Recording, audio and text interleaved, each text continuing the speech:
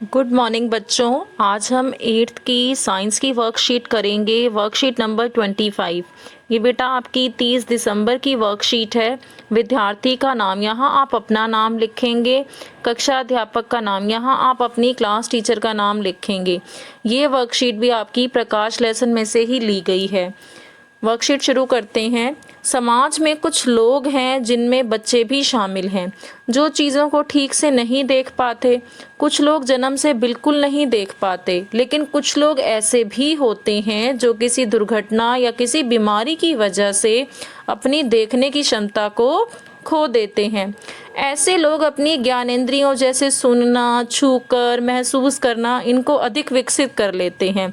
कुछ ऐसे तरीके भी हैं जिनसे उनकी पढ़ने की क्षमता बढ़ सकती है।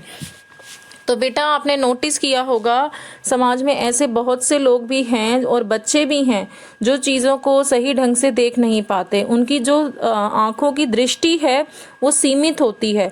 और कुछ ऐसे भी लोग हैं जो जन्म से बिल्कुल ही नहीं देख पाते, ठीक है, किसी दुर्घटना की वजह से या बीमारी की वजह से अपनी आँखों की रोशनी खो बैठते हैं।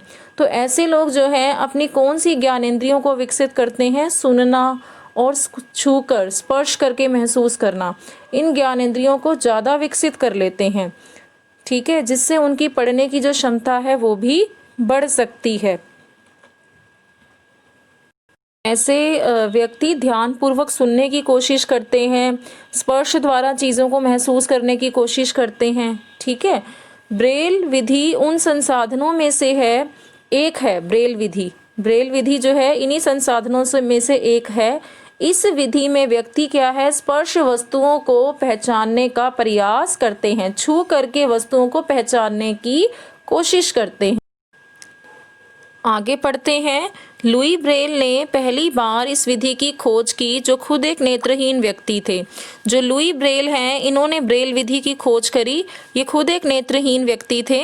सामान्य भाषाओं, गणित और वैज्ञानिक संकेत के लिए ब्रेल कोड हैं। गणित के लिए, वैज्ञानिक संकेत के लिए ब्रेल कोड हैं इस विधि में। कई भारतीय भाषाओं को ब्रेल प्रणाली का उपयोग करके पढ़ा और लिखा जा सकता है, ठीक है। बहुत सी भाषाओं को इसी ब्रेल प्रणाली का उपयोग करके हम पढ़ सकते हैं। देखिए यहाँ आपको चित्र भी दिखाया गया है, यहाँ पर ABC इन लेटर्स को किस तरीके से हम लिख सकते हैं, ये सब आपको यहाँ दिखाया गया है। इस प्रणाली में 63 डॉट पैटर्न या वर्ण हैं। इस पूरी प्रणाली में कितने डॉट पैटर्न हैं? ये डॉट पैटर्न दिखाए गए हैं इस तरह से 63 हैं। प्रत्येक कोड एक अक्षर, शब्द या एक व्याकरण के संकेत को दर्शाता है। हर एक जो कोड है वो किसी एक अक्षर को, शब्द को या व्याकरण के संकेत दिखाता है। ब्रेल पाठों को हाथ या मशीन से तैयार किया जा सकता है। आजकल क्या है, टाइपराइटर जैसी युक्तियां जो हैं और मुद्रण मशीनें विकसित की गई हैं, जिनसे इन पाठों को जो है तैयार किया जाने लगा है टाइपराइटर और मुद्रण मशीनों से। ये देखिए ए आपको यहाँ जैसे दिखाया गया, ए के लिए इन्होंने एक डॉट दिखाया, फिर यहाँ पे ऐसे इस तरीके से है, ठीक है। ये एक बड़ा डॉट है, पहला ऐसे दिखाया है ए। बी के लिए क्या है, यहाँ पर 2 डॉट दिखाए, ये ऐसे, ये 2 बड़े डॉट हैं और फिर यहाँ इस तरह से दिखाया है। तो हर एक अक्षर के लिए यहाँ इन्होंने कोड दिया। आगे पढ़ते हैं। क्या आप जानते हो नेत्रदान कोई भी व्यक्ति कर सकता है? नेत्रों का दान, आँखों का दान, यह आँखों के रोगों के साथ कॉर्निया अंधापन से पीड़ित लोगों के लिए एक मूल्यवान उपहार है। जब भी नेत्रदान किया जाता है तो बेटे हमारा नेत्र का कौन सा अंग जो है वो दान होता है? कॉर्निया है, ठीक है। कॉर्निया निकाला जाता है नेत्रदान के लिए। तो कॉर्निया जो है वो अंधापन से पीड़ित लोगों के लिए क्या है? ये एक मूल्यवान उपहार है नेत्रदान। नेत्रदान करने वाले व्यक्ति किसी भी लिंग, कोई भी हो सकता है नेत्रदान करने वाला व्यक्ति, महिला भी हो सकती है, पुरुष भी हो सकता है, पहला पॉइंट। दूसरा, किसी भी आयु का हो सकता है, वो एज का, किसी भी एज का हो सकता है। तीसरा पॉइंट, किसी भी सामाजिक स्तर का हो सकता है, चाहे वो अमीर हो या गरीब हो, किसी भी सामाजिक स्तर का हो सकता है, चश्मा पहनने वाला हो सकता है। लेकिन एड्स, हेपेटाइटिस बी या सी, हाइड्रोलिसिस, ल्यूकेमिया, टिटनेस, हैजा, मस्तिष्क अनुसंसाधन से पीड़ित व्यक्ति नेत्रदान नहीं कर सकते। कौन से व्यक्ति नेत्रदान नहीं कर सकते? तो वो हमें यहाँ दिया गया है, जिनको एड्स हो, हेपेटाइटिस बी हो या सी हाइड्रोलिसिस हो, ल्यूकेमिया हो, टिटनेस हो, हैजा हो, मस्तिष्क यानी कि दिमाग से जुड़ी कोई बीमारी हो, तो ऐसे पीड़ित व्यक्ति नेत्रदान नहीं कर सकते। एक व्यक्ति जो आंखें दान करना चाहता है उसे क्या करना होता है, नेत्र बैंक में जा कर के फॉर्म भरना होता है, ठीक है। एक पंजीकृत नेत्र बैंक के साथ एक प्रतिज्ञा लेनी होगी। नेत्र बैंक जा कर के एक फॉर्म भरना होता है, तो अपने जीवन काल के दौरान अपनी आँखों को उसे विरासत के रूप में रखना होता है, कि अपनी आँखों की रोशनी को सही रखना होता है ताकि वो नेत्रदान कर सके। आगे देखिए, इसके प्रश्न उत्तर दिए गए हैं। पहला प्रश्न है, ब्रेल प्रणाली क्या है? यह प्रणाली किसने विकसित की?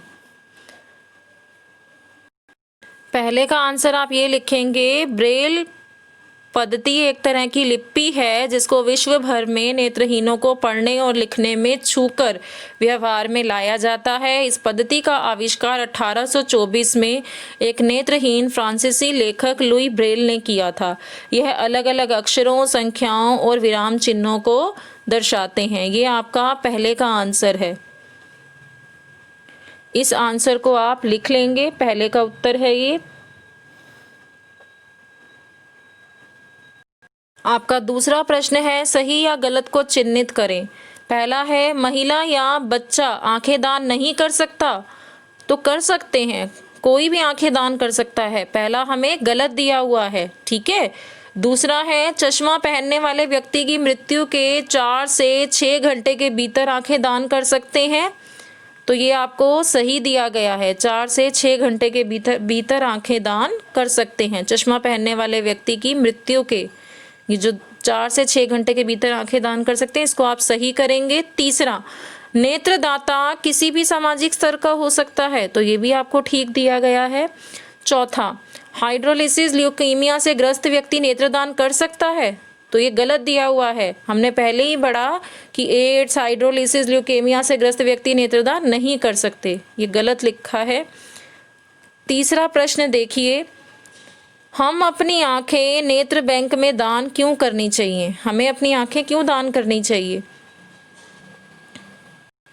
तीसरे का आंसर आप ये लिखेंगे, नेत्रदान एक नेक काम है। किसी अन्य व्यक्ति को अपनी आंखें दान करने से 2 लोगों के जीवन को आसान बनाया जा सकता है, ठीक है।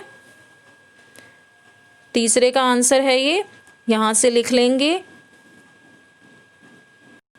अब इस वर्कशीट के प्रश्न उत्तर कर लीजिए। अगर आपको मेरा वीडियो अच्छा लगे तो मेरे चैनल को लाइक एंड सब्सक्राइब करें। Thank you for watching my video.